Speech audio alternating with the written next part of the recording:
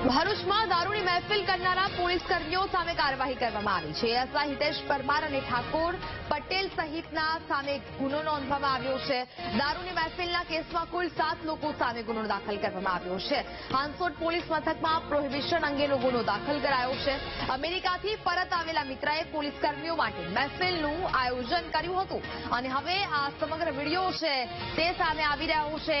ભરૂચમાં દારૂની મહેફિલ કરનારા જે પોલીસ કર્મીઓનો વિડીયો સામે આવ્યો હતો તેમાં કાર્યવાહી છે તે કરવામાં આવી છે. હાંસોટ પોલીસ મથકમાં પ્રોહિબિશનનો ગુનો દાખલ કરાયો છે.